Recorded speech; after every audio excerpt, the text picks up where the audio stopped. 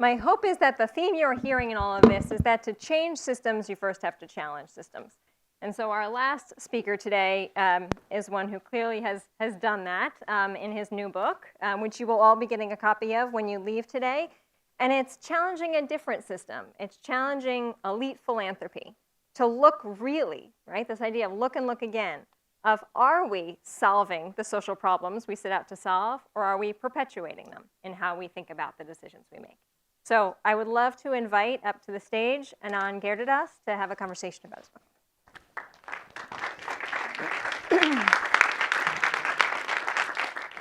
Yeah.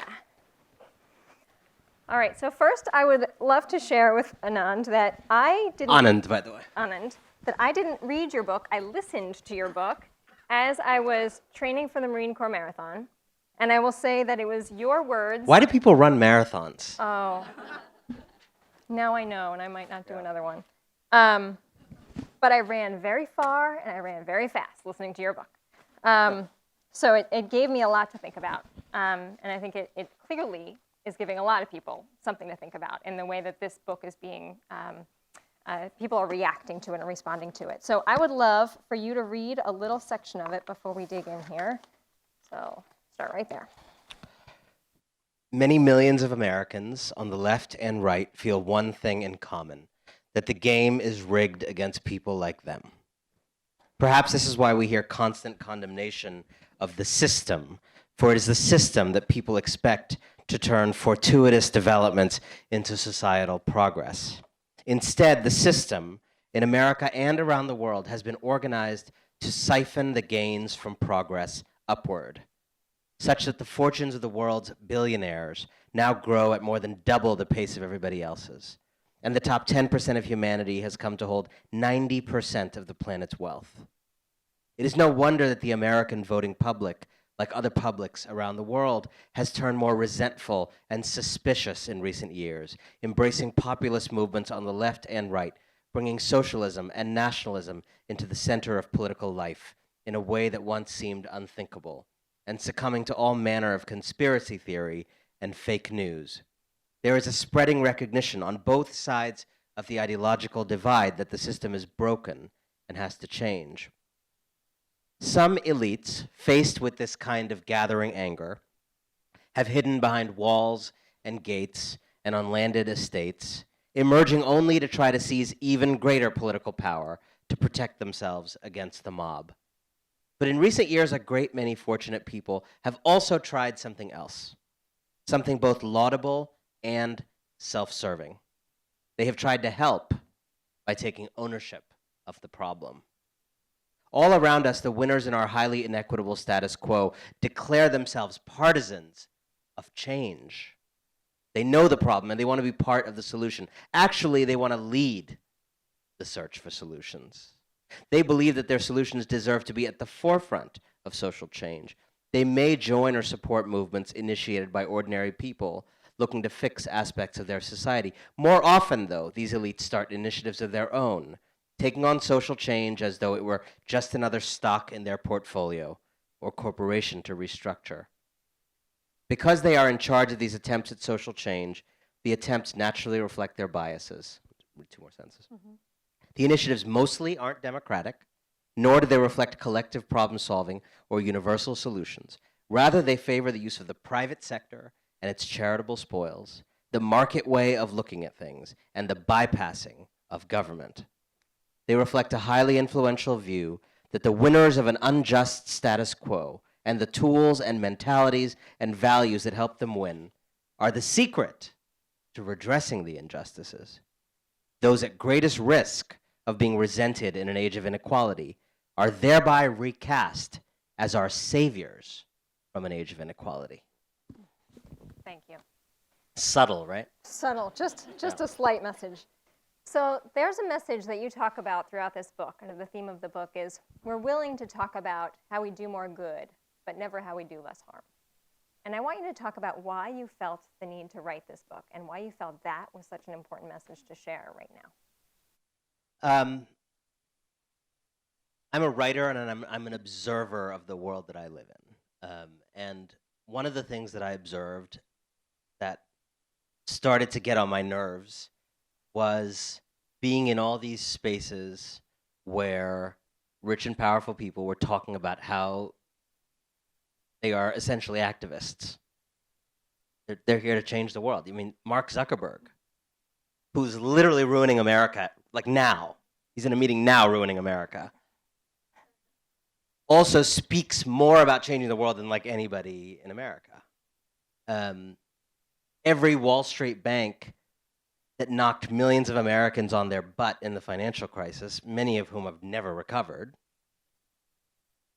all of those banks have a program to like help 10,000 women or revitalize urban areas or, you know, send like 3 minority kids to college. Too bad they like helped 3 million minorities lose their homes.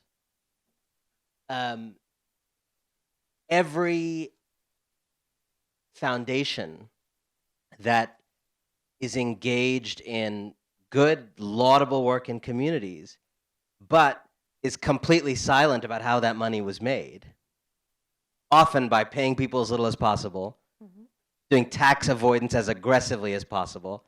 I don't know if they serve the sandwich here, but there's a sandwich called the Double Dutch with an Irish sandwich, which is a tax avoidance maneuver that all these big companies use.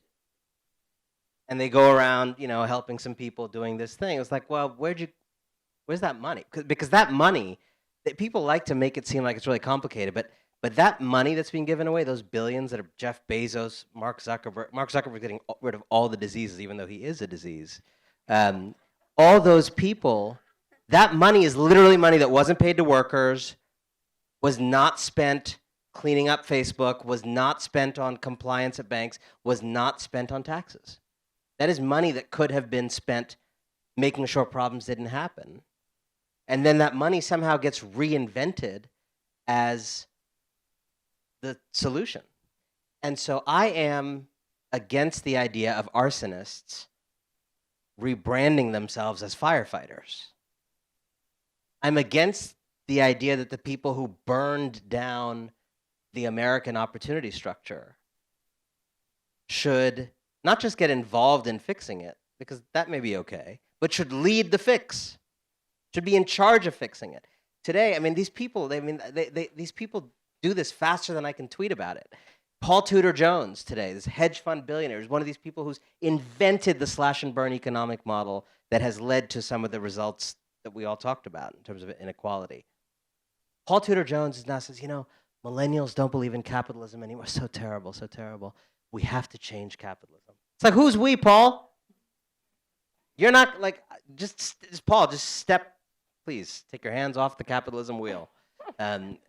You know, and so I got very, I started to wonder how it is that we have all these rich people running around talking about changing the world, and yet America's as unequal as it's been in 100 years, as angry as it's been in a long time. Democracy itself seems under siege. Clearly, all these activities by rich people, you know, they're going into this side of the machine, but progress is not coming out on the other side. So I became interested in what's going on in that machine, and I decided to kind of investigate it over the course of a few years. I know people have questions, so start to line up because we will go to them in a little while, but I've got another one first for you. And so you have an interesting theory, and you just started touching on it, which is and maybe I'm not going to say this right, but we write off the role of government too fast, right? So talk a little bit about that today. You know, the like mini history lesson that I would give on that, which many of you know, is since the 1970s, there has been a war on government in this country. And it was a very organized war, actually. There was a thing called the Powell Memo that some of you may remember, where basically it was the 1970s. It was a very different time than now. It was pre-Reagan. And there was this feeling in the business world that they were about to lose like power in a very big way. You have to remember, the 1970s is the end of the FDR era, right? American history has these like long eras. We're living, I think, in the Reagan era still, right? Which is we're now in, you know, the 40th year of that era, approaching the 40th year of that era. But if you were living in the 70s, you were living in FDR's era, right? Whether you're Republican or Democrat, that was And so even like Richard Nixon created the EPA, because what it meant to be a Republican in a democratic era was you were to the right of Democrats, but you could still create an EPA. Communism was still a real thing in the world. The Soviet Union didn't show signs of disappearing. And there was this feeling that American capitalism was besieged. You got these crazy kids on campuses.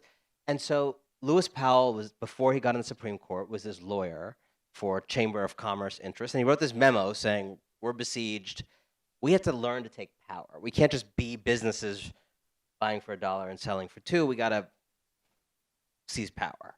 And they did. Boy, did they seize power.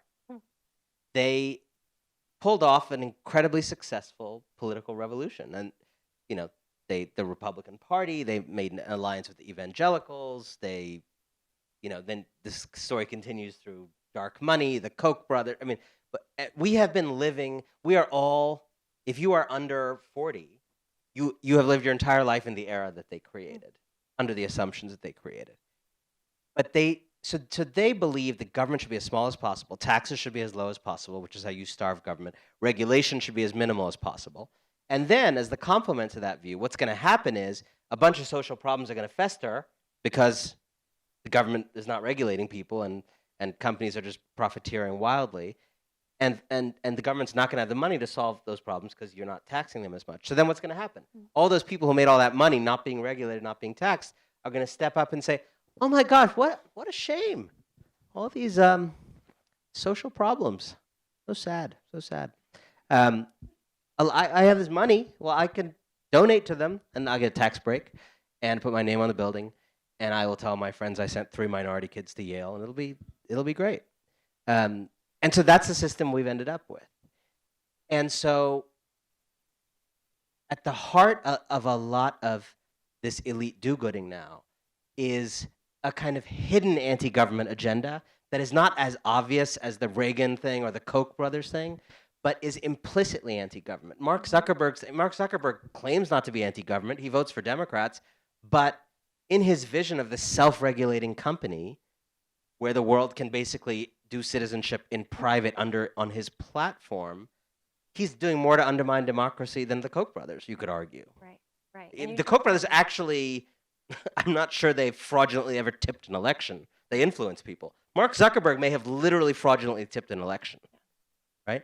So a lot of what passes for change now is this sly anti-government agenda of basically rich people wanting to decide what our schools are like, what healthcare is like, what the arts are like. And we're starting to get to a place where the amount of money being given away philanthropically is approaching the amount of money being given away by the federal government in discretionary non-military spending.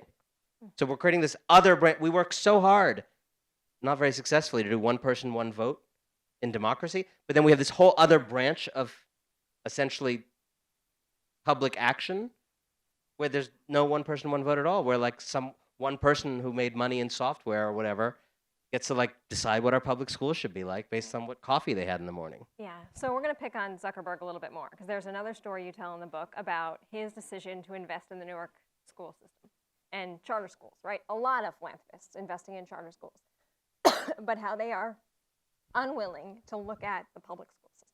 Talk about that. I mean, one of the things I find so striking, this education issue, these rich people love education because they often have good education, so they think other people should have good education. That's great. But at the heart of my book is the idea that when rich people take over change, they change change. They redefine change. They defang change. They promote the kinds of change that are congenial to them and don't hurt their interests, and they they kind of marginalize the forms of change that would be more threatening. So on the issue of education, a very clear example. It is pretty obvious, if you're an alien landing in America or just a foreigner landing in America, that we fund education in the most absurd way imaginable, which is according to mommy or daddy's home value. But we decided at some point to do it by local property taxes, to allow every jurisdiction to draw this little fence around it.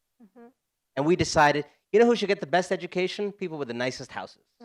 That's literally, I mean, it sounds crazy, but that's our policy. I'm looking for Carla Silvestri because she said something at lunch. Go ahead. Why don't you say it again now? Do you remember what you said at lunch?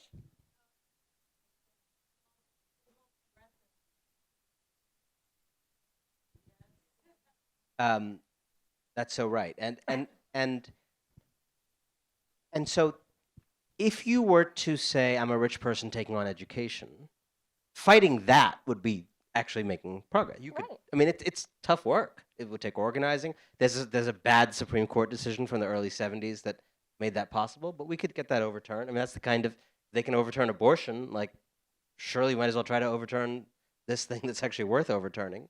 But it would take work. It would take probably billions of dollars over years to win a fight like that. But one federal judge in America could actually render it unconstitutional, right? So you got to remember, in our system, like there's literally one judge somewhere who could actually declare it unconstitutional to fund public schools this way. But it might take years to farm the cases, the same way the gay rights movement. They farmed cases for years. It's a lot of work. Well, rich people generally don't attack education that way. Why? Because you know what happened if you won that case? Every nice neighborhood in America would lose its really special schools.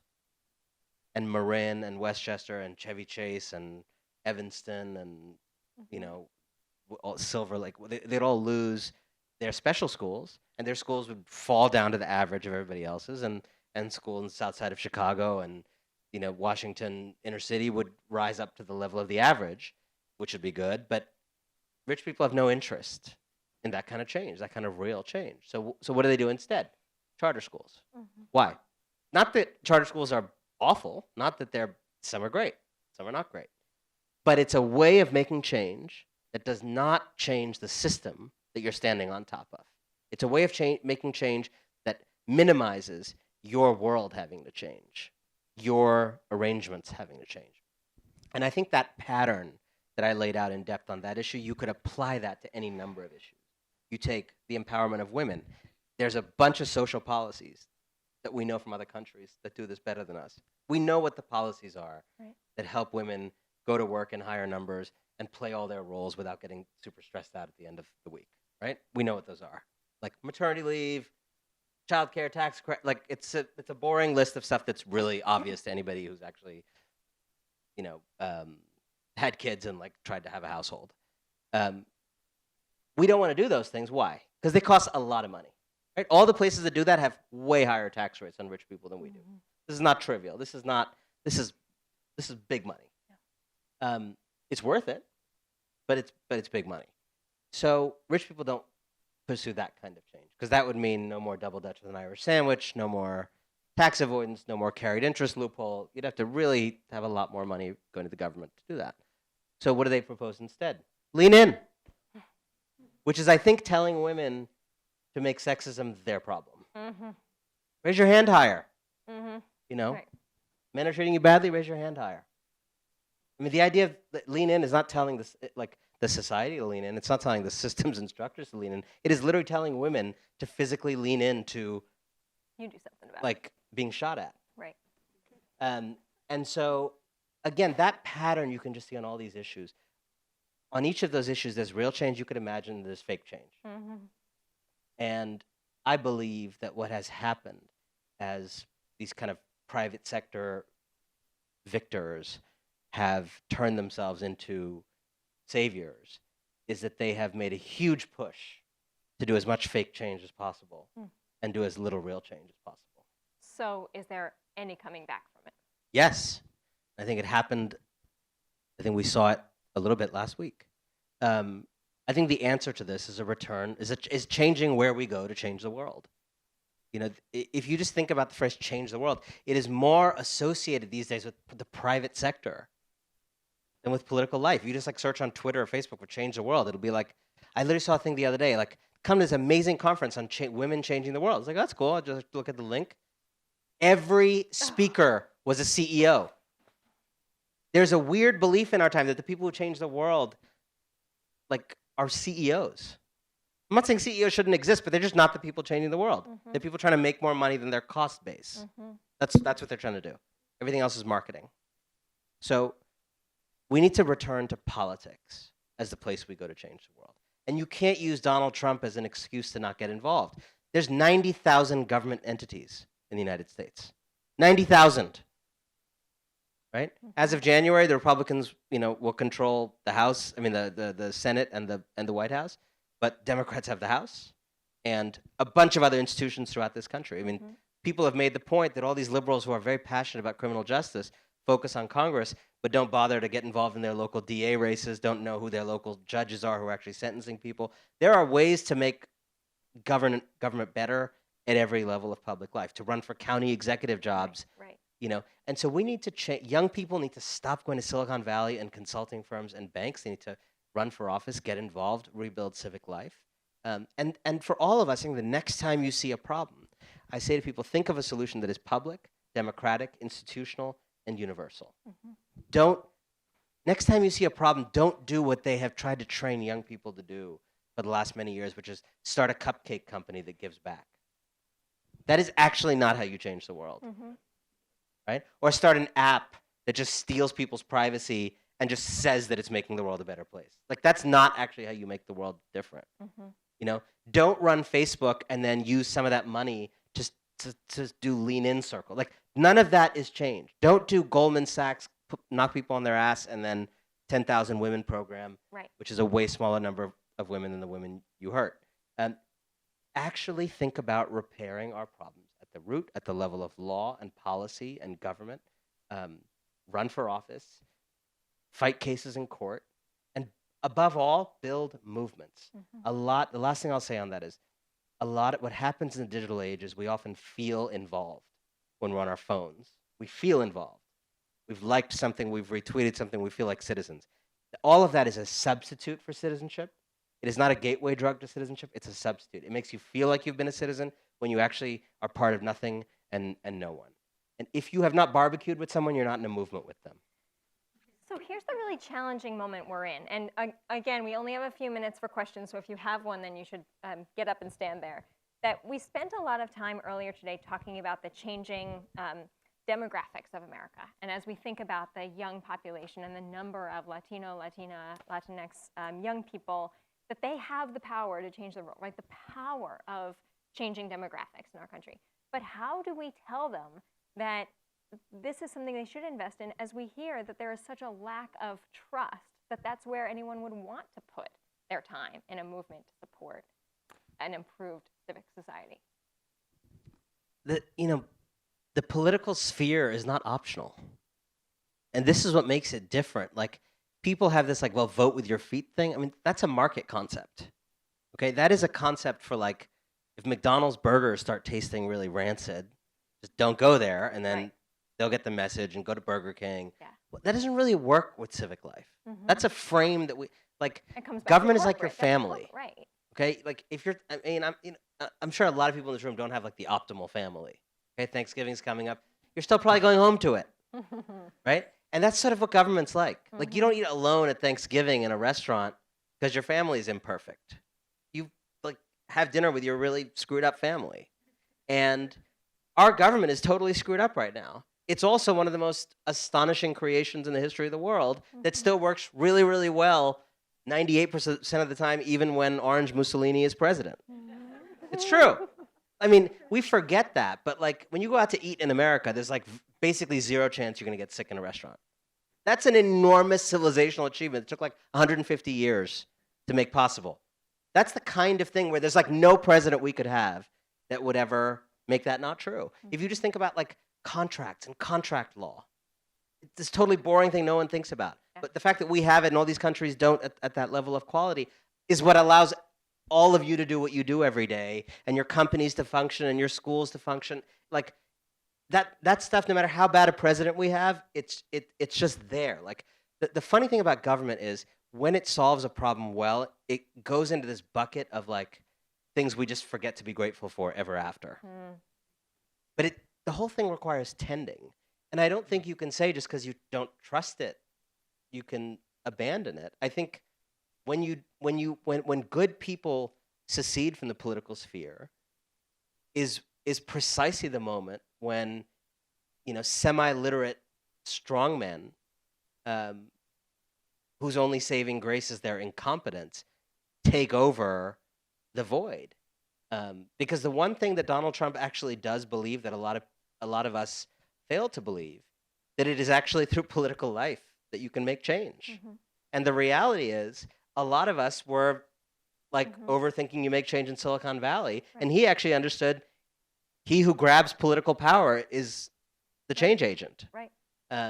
And so that's why, to me, it is so dangerous to abdicate the form of change making. And this blue wave thing that happened is real, but not just because of my side won, but because of all the number of people who were convinced to switch their life midstream, to do something else.